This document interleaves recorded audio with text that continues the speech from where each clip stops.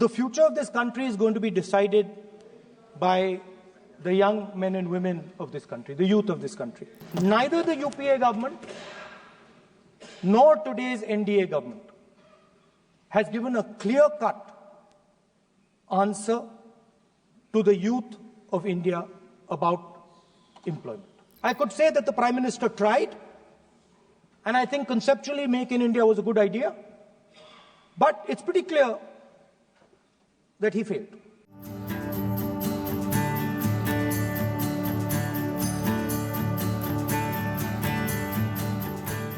I heard the President's address. I sat there with Kharge ji and I listened to it. And I must say, I struggled through the President's address to maintain my attention on what was being said, because I had heard pretty much the same President's address the last time and the time before that and the time before that. And it was the same laundry list of things that the government has done. We have done this, we have done this, we have done this, 50 or 100 things that the government has done. And so while I was sitting there, I was thinking, okay, I am being critical about what is being said. And I am saying that this is not the type of President's address that should be delivered. Well, the question came to my mind, what type of address would an India Gathbandhan government deliver? How would that address be different than the address we heard? Because it's no point me saying that it is a laundry list and then not providing an alternative idea. And so today I would like to lay out some dimensions of what an alternative address would look like, what the India Gathbandhan would probably focus on, and where we would lay emphasis. The future of this country is going to be decided by the young men and women of this country, the youth of this country. So I think anything we say has to be addressed to them, has to be spoken to them. The first thing in front of us, and this is something I'm sure the Prime Minister would accept and pretty much everybody in this room will accept, is that even though we have grown fast, we are growing slightly slower now, but we are still growing. A universal problem that we have faced is that we have not been able to tackle the problem of unemployment. No, neither the UPA government nor today's NDA government has given a clear-cut answer to the youth of India about employment. I don't think anybody in this room will disagree with me. I'll give a little statistic for the Prime Minister. The Prime Minister, something I would agree with directionally. The Prime Minister proposed the Make in India program. I think a good idea. We saw the statues, we saw the functions, we saw the so-called investment, and the result is right in front of me. Manufacturing fell from 15.3% of GDP in 2014 to 12.6% of GDP today. That is the lowest share of manufacturing in 60 years. I'm not even blaming the Prime Minister, because I think it would not be fair to say he didn't try. I could say that the Prime Minister tried, and I think conceptually Make in India was a good idea, But it's pretty clear that he failed, because manufacturing went from 15.3% of GDP to 12.6%. So the first question that any alternative vision would answer to the youngsters of our country is, okay, what and how are we going to solve this problem of employment? Any country basically organizes two things. You can organize consumption, and then you can organize production. Modern way of saying organizing consumption is services. Modern way of saying organizing production is manufacturing. But there is more to production than simply manufacturing. For example, agriculture also is about production. Now, pretty much every government since 1990 has done a decent job on consumption, on organizing consumption. Which are the companies that organize consumption? Uber organizes consumption. Reliance organizes consumption. Adani organizes consumption. But we have, as a country, failed in organizing production. We have excellent companies that try to organize production. They are the Mahindras of this world. They are the Bajajes of this world. Part of Tata's organizes production, but the record of the country in organizing production is dismal. And essentially what we have done is we have handed over the organization of production to the Chinese. So this mobile phone, even though we are saying we make this mobile phone in India, that is not a fact. This phone is not made in India. This phone is assembled in India. All the components of this phone are made in China. The network that has produced this phone is made in China, is owned by China. So every time we use a phone, every time we wear a Chinese shirt, a Bangladeshi shirt, every time we wear a pair of Chinese sneakers, we are paying a tax to China. Because some Chinese youngster is earning a salary to make or to produce that product.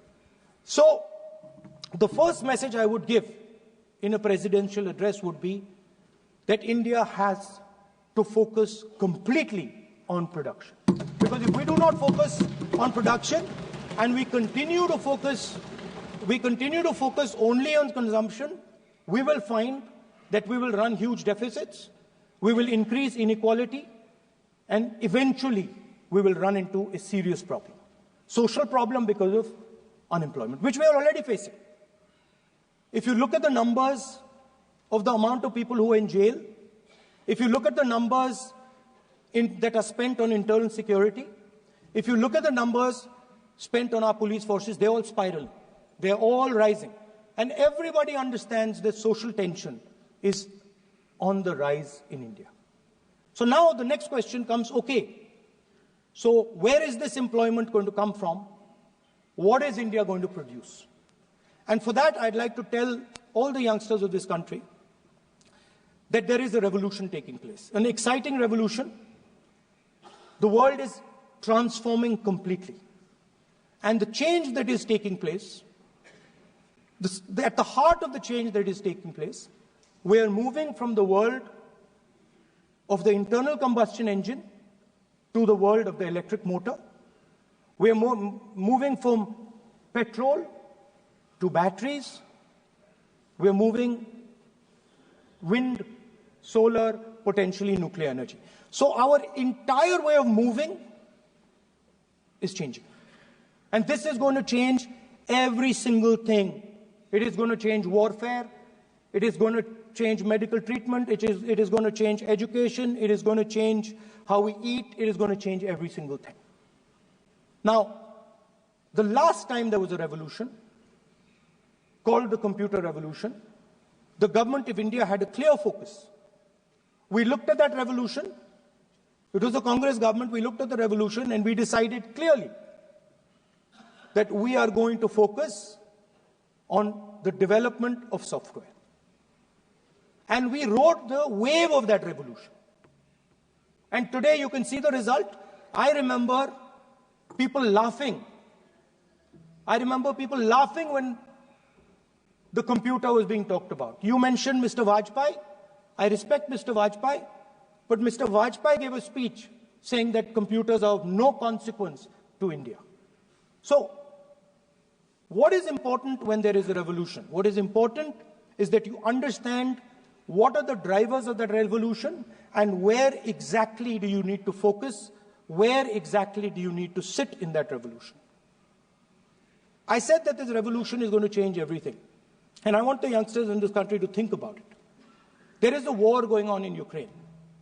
The war in Ukraine is actually a war between the internal combustion engine and the motor, the electric motor. The electric motor is inside the drone, the engine is inside the tank. And if you look at what is going on in Ukraine, the tanks are dying by the thousands. And small little drones with electric motors, small batteries, not much bigger than that, are destroying the entire tank artillery infrastructure of both Ukraine and Russia. So the drone is the electric motor. The drone is the battery. The drone also needs to see. So the drone is a camera. In the same way, electric cars. The electric car is a motor. The electric car is batteries. The electric car is cameras. Robots are exactly the same thing. Robots are electric motors, multiple electric motors with cameras, with batteries. And this is what the revolution is going to look like. So there are basically 4 technologies that are driving this entire change in mobility. Electric motors, batteries, optics, and then on top of that, you can apply AI. Now I want to tell the youngsters of this country, people talk about AI. But it's important to understand that AI on its own is absolutely meaningless. Because AI operates on top of data. Without data, AI means nothing. And if we look at data today, there is one thing which is very clear. Every single piece of data that comes out of the production system in the world, the data that was used to make this phone, the data that is used to make electric cars, the data that is used to make basically all electronics on the planet today is owned by China. And the consumption data is owned by the United States. In China, the consumption data is owned by China. But in India, companies like Google, companies like Facebook, companies like Instagram, X, they own our consumption data. So if India wants to talk about AI, it has to first answer the question, what data is going to power that AI? And the answer today is India does not have that data. Neither does India have production data. Neither does India have consumption data. We have handed our consumption data to the big American companies, and the production data we don't have anyway. So what would that vision look like? The first thing, we would start getting youngsters excited about this revolution. We would start to introduce the idea of a completely new way of moving, a complete revolution in how things move. We would start teaching our children in schools about batteries, about electric motors, about how these things combine, about how drones, robots, electric cars are structured, how they will work together.